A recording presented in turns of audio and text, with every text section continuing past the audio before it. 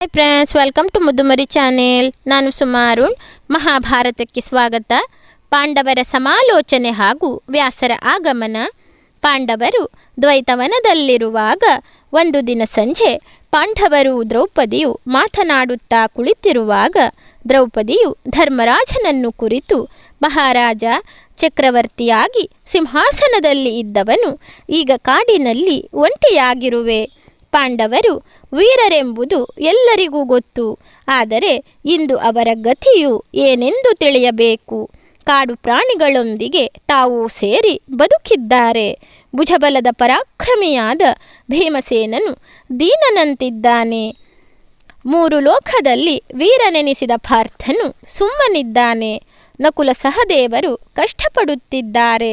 ದೇವೇಂದ್ರನ ವೈಭವ ಹೊಂದಿರುವ ಇಂದ್ರಪ್ರಸ್ಥ ನಗರವನ್ನು ಬಿಟ್ಟು ಕಾಡುಪಾಲಾದದ್ದು ಮಹಾರಾಜನ ಸತ್ಯಧರ್ಮಗಳ ಅನುಪಾಲನೆಯಿಂದಲ್ಲವೇ?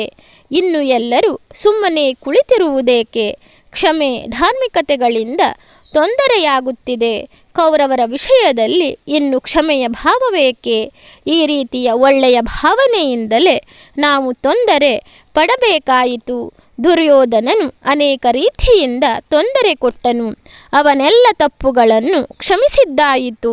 ಇನ್ನಾದರೂ ನಮ್ಮ ಸಾಮರ್ಥ್ಯಕ್ಕೆ ತಕ್ಕುದಾದ ಕಾರ್ಯವನ್ನು ಕೈಗೊಳ್ಳಬೇಕು ಎಂದು ದ್ರೌಪದಿಯು ಹೇಳಿದಳು. ಆಗ ಯುಧಿಷ್ಠಿರನು, ದ್ರೌಪದಿ, ಕೋಪವೇ ಮನುಷ್ಯನ ಆಗು ಹೋಗುಗಳಿಗೆ ಮೂಲ.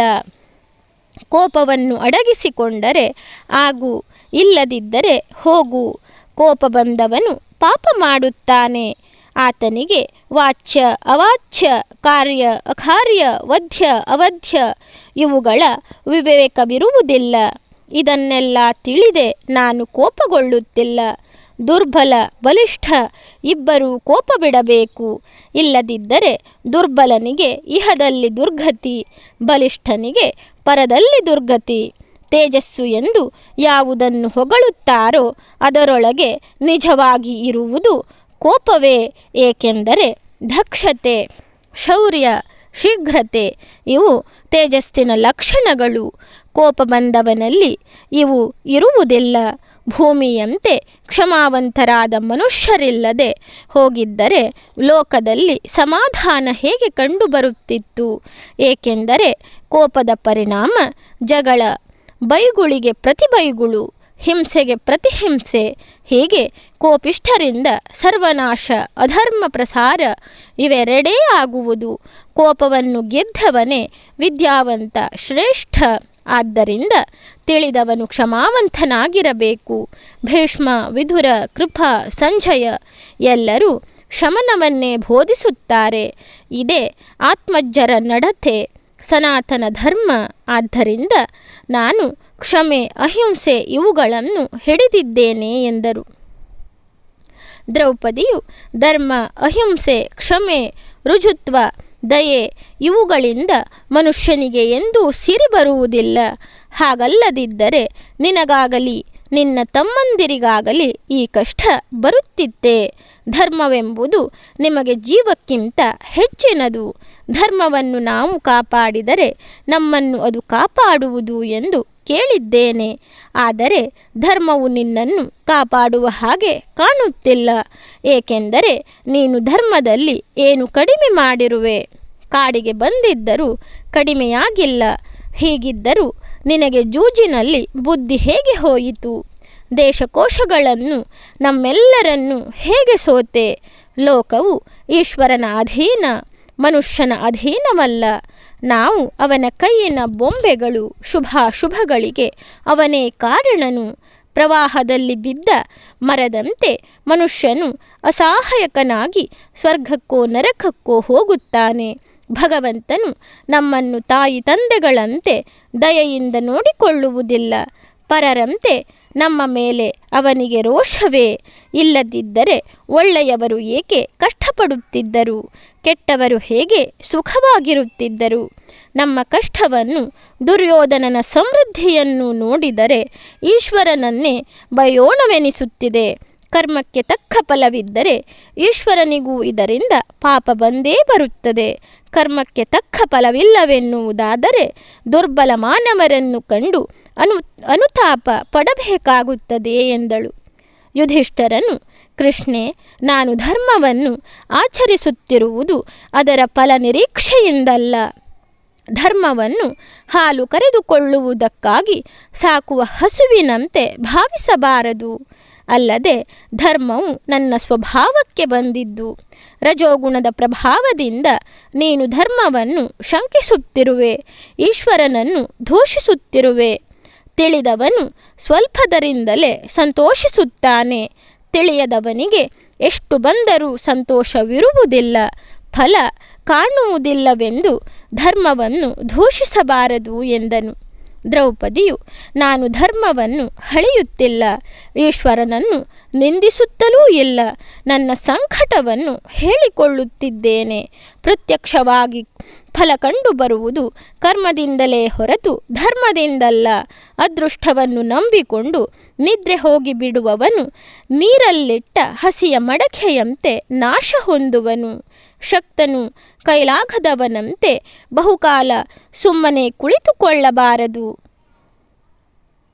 ತಕ್ಕಷ್ಟು ಯೋಗ್ಯತೆ ಇಲ್ಲದಿದ್ದರೆ ಫಲ ಕಡಿಮೆಯಾಗಬಹುದು, ಬರದೆಯೂ ಇರಬಹುದು. ಆದರೆ ಕಾರ್ಯದಲ್ಲಿ ತೊಡಗದೆಯೇ ಇರುವವನಿಗೆ ಯೋಗ್ಯತೆಯೂ ಇಲ್ಲ, ಫಲವೂ ಇಲ್ಲ. ಮನುಷ್ಯನು ತನ್ನನ್ನು ತಾನು ಯಾವಾಗಲೂ ನಿರಾಕರಿಸಿಕೊಳ್ಳಬಾರದು, ಅಂಥವನಿಗೆ ಸುಖವಿಲ್ಲ ಎಂದಳು.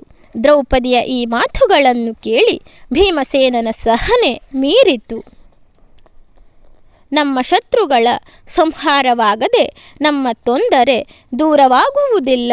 ದುರ್ಯೋಧನ, ಕರ್ಣ ಮುಂತಾದವರು ಮಾಡಿದ ಅಪಮಾನವನ್ನು ನೆನೆಸಿ ರಾತ್ರಿಯಿಡೀ ನಿದ್ದೆಯೇ ಬರುವುದಿಲ್ಲ. ನಮಗೆಲ್ಲರಿಗೂ ಒಂದೇ ಚಿಂತೆ ಬಾಧಿಸುತ್ತಿದೆ. ಆದರೆ ನಿನ್ನ ಆಜ್ಞೆಯನ್ನು ಮೀರಲಾರದೆ ಅಂದು ಸುಮ್ಮನಿದ್ದೆವು, ಎಂದೂ ಸಹ ಸುಮ್ಮನಿದ್ದೇವೆ. ಕೌರವರ ಮೋಸದಿಂದ ಜೂಜಾಟದಲ್ಲಿ ನಮ್ಮನ್ನು ಸೋಲಿಸಿದ್ದಾರೆ. ನಾವು ಅವರನ್ನು ಯುದ್ಧದಲ್ಲಿ ಸೋಲಿಸಿದರೆ ತಪ್ಪೇನಿಲ್ಲ.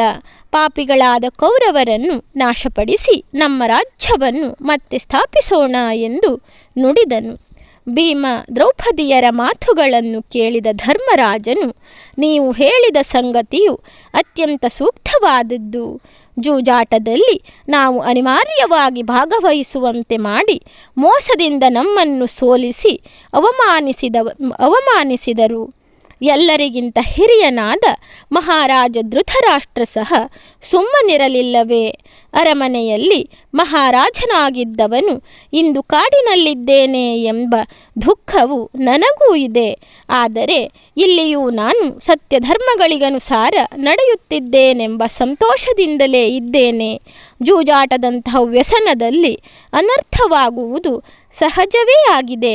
ಜೂಜಾಟದ ವಿಷಯದಲ್ಲಿ ದೊಡ್ಡಪ್ಪನೇ ಕರೆ ಕಳಿಸಿರುವಾಗ ಇಲ್ಲವೆನ್ನಲು ಸಾಧ್ಯವಿತ್ತೆ. ದುರ್ಯೋಧನನೇ ಆಡಬೇಕೆಂದು ಹೇಳಬಹುದಿತ್ತು. ಶಕುನಿಯನ್ನು ಆಟದಿಂದ ದೂರವಿಡಬಹುದಿತ್ತು. ಆದರೆ ಎಲ್ಲದಕ್ಕೂ ಒಪ್ಪಿದ ಧೃತರಾಷ್ಟ್ರನೇ ಸುಮ್ಮನಿರಲಿಲ್ಲವೇ? ಅವನ ಮನದಲ್ಲಿ ಯಾವ ಭಾವವಿತ್ತೆಂದು ನಂಬಬೇಕು. ನಾವು ಜೂಜಾಡಿ ಸೋಲಬೇಕು, ಅಡವಿ ಸೇರಬೇಕೆಂದು ದೊಡ್ಡಪ್ಪನೇ ಬಯಸಿದ ಮೇಲೆ ಸರಿ ತಪ್ಪುಗಳನ್ನು ತಿಳಿದು ನೋಡುವವರಾರು? ಆಟದಲ್ಲಿ ನಾವು ಸೋತ ನಂತರದಲ್ಲಿ ಕೌರವರು ಮಾಡಿದ್ದು ತಪ್ಪು ಎನ್ನಲಾಗುತ್ತದೆಯೇ? ನೀವು ಹೇಳಿದಂತೆ ಕ್ಷಮೆಯನ್ನು, ಧರ್ಮವನ್ನು ಆಧರಿಸಿಯೇ ನಾವು ಬದುಕಿದ್ದೇವೆ. ಈಗ ನಮಗೆ ವನವಾಸ ಮತ್ತು ಅಜ್ಞಾತವಾಸಗಳು ಧರ್ಮವಾಗಿದೆ. ಸತ್ಯ ನ್ಯಾಯಗಳು ಧರ್ಮದ ರೂಪಗಳೇ ಆಗಿದೆ. ಕರ್ತವ್ಯ ಪಾಲನೆಯೇ ಶ್ರೇಷ್ಠ ಧರ್ಮವಲ್ಲವೇ? ಭೀಮಸೇನ, ದ್ರೌಪದಿಗಾದ ಅವಮಾನ ನಮಗೆಲ್ಲರಿಗೂ ದುಃಖ ತಂದಿರುವುದು. ಭರತ ವಂಶದಲ್ಲಿ ಯಾರೂ ಮಾಡದಂತಹ ಅಪರಾಧವನ್ನು ಕೌರವರು ಮಾಡಿದ್ದಾರೆ. ಆ ಘಟನೆ ನೆನೆದರೆ ನಾಚಿಕೆಯಾಗುತ್ತದೆ. ಯಾಕೆ ಆಟವನ್ನು ನಿಲ್ಲಿಸಿ ಎದ್ದು ಬರಲಿಲ್ಲವೆಂದು ನನ್ನನ್ನೇ ನಾನು ನಿಂದಿಸಿಕೊಳ್ಳುತ್ತೇನೆ. ಅಷ್ಟು ಕೆಟ್ಟದಾಗಿ ಕೌರವರು ವರ್ತಿಸಿದರು. ವಿದುರ, ವಿಕರ್ಣರನ್ನು ಬಿಟ್ಟು ಉಳಿದವರು ಏನೂ ಹೇಳಲಿಲ್ಲ. ಅವರೆಲ್ಲರಿಗೂ ಆಶ್ರಯದಾತರ ಋಣಭಾರವಿತ್ತು. ತಪ್ಪನ್ನು ಅವರು ಒಪ್ಪಿಕೊಂಡಿದ್ದರು. ಅವರಿಗೆ ಧರ್ಮ ಸಂಕಟದ ಅನುಭವವಾಗಿತ್ತು. ಭೀಮಸೇನ, ನನಗೆ ಯುದ್ಧದಲ್ಲಿ ಆಸಕ್ತಿಯಿಲ್ಲ, ನಂಬಿಕೆಯಿಲ್ಲ ಎಂದು ತಿಳಿಯಬೇಡ. ಅನ್ಯಾಯವನ್ನು ತಡೆಗಟ್ಟಲು ಯುದ್ಧ ಬೇಕೇ ಬೇಕು. ಆದರೆ ನಾವು ಯುದ್ಧ ಮಾಡಿ ಗೆದ್ದರೂ 13 ವರ್ಷ ನಮಗೆ ರಾಜ್ಯವನ್ನು ಕೊಡುವುದಿಲ್ಲ. ಮತ್ತೆ ನಮ್ಮನ್ನು ಸತ್ಯಭ್ರಷ್ಟರೆಂದೇ ಕರೆಯುವರಲ್ಲವೇ? ದುರ್ಯೋಧನನು ಯುದ್ಧದ ನಿರೀಕ್ಷೆಯಲ್ಲಿದ್ದಾನೆ. ಈ 13 ವರ್ಷಗಳಲ್ಲಿ ಅನೇಕ ಸಾಮಂತರನ್ನು ತನ್ನ ಬಳಿಗೆ ಕೌರವ ಸೆಳೆದುಕೊಳ್ಳುತ್ತಾನೆ. ಅಧಿಕಾರವಿರುವವರ ಕಡೆಗೆ ಜನರು ವಾಲುತ್ತಾರೆ. ಕರ್ಣ, ಅಶ್ವತ್ಥಾಮ, ಕೃಪ, ಭೀಷ್ಮ, ದ್ರೋಣರಂತೂ ಅವನ ಬಳಿಯಲ್ಲಿಯೇ ಇದ್ದಾರೆ. ಅಡವಿಯಲ್ಲಿ ಎಲ್ಲರಿಂದ ದೂರವಿದ್ದ ನಮಗೆ ಬೆಂಬಲ ಸಿಗುವುದು ಕಡಿಮೆಯೇ. ಗುರು ಹಿರಿಯರು, ಸಾಮಂತರು ಅವರ ಬಳಿಯೇ ಇರುವಾಗ ನಮಗೆ ಜಯ ಸಿಗುವುದು ನಿಶ್ಚಿತವೇ. ಈ ವಿಷಯಗಳನ್ನೆಲ್ಲ ಆಲೋಚಿಸಿ ಹಗಲು ರಾತ್ರಿ ನನ್ನ ಮನದಲ್ಲಿ ಚಿಂತೆ ಗಟ್ಟಿಯಾಗಿ ಮನೆ ಮಾಡಿದೆ. ನನಗೂ ಏನು ಮಾಡಬೇಕೆಂಬುದೇ ತಿಳಿಯುತ್ತಿಲ್ಲ ಎಂದು ನುಡಿದು ಧರ್ಮರಾಜನು ಸುಮ್ಮನಾದನು.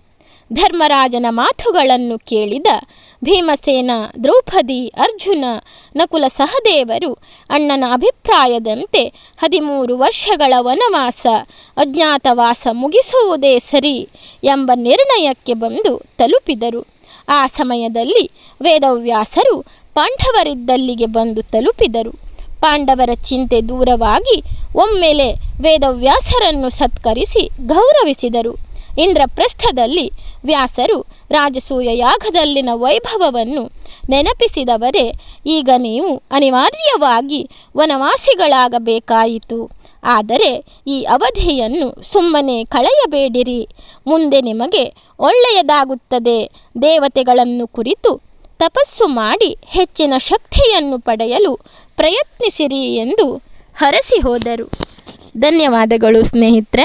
ನನ್ನ ವಿಡಿಯೋಗಳೆಲ್ಲ ನಿಮಗೆ ಇಷ್ಟವಾಗ್ತಾ ಇದ್ದರೆ ನನ್ನ ಮುದ್ದು ಮರಿ ಚಾನಲನ್ನು ಸಬ್ಸ್ಕ್ರೈಬ್ ಮಾಡದೆ ನೋಡ್ತಾ ಇರುವವರು ದಯವಿಟ್ಟು ಸಬ್ಸ್ಕ್ರೈಬ್ ಮಾಡಿ, ಆಲ್ ಅಂತ ಸೆಲೆಕ್ಟ್ ಮಾಡ್ಕೊಳ್ಳಿ, ಶೇರ್ ಮಾಡಿ, ಲೈಕ್ ಮಾಡಿ, ಕಮೆಂಟ್ ಮಾಡಿ.